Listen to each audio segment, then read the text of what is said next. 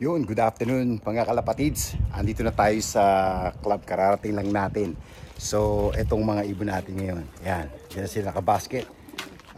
Ang bilang ko nasa mayigit 30 sila, ating nasa 31, no? Etong club namin nga pala. Yan.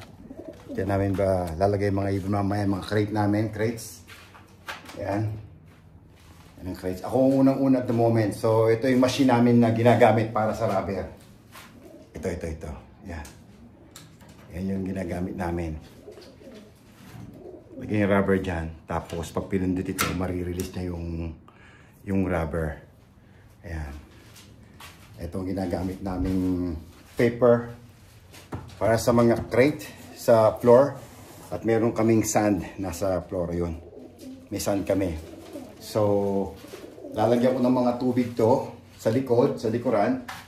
Ayan. Yan ang aming space dyan. Yan ang mga drinker nila dyan. Marami kami yan, mga drinker namin nandiyan sa likuran. Mga container. So, ito lang mga kapatid. Na-update ko lang kayo. Nandito na tayo sa club.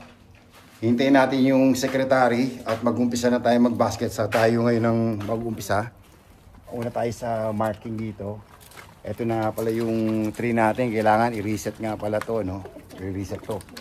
At ito na rin yung ating vaccination form.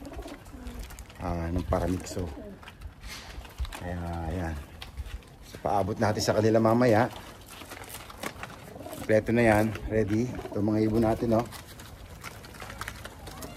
Sana suminom ng tubig. Kasi hindi ko na-try ng umiinom ng tubig sa basket eh. Ayan na. Sekretarya namin. Boy. Ayan ang tsaka yung champion. Ayan. Alright, let's go.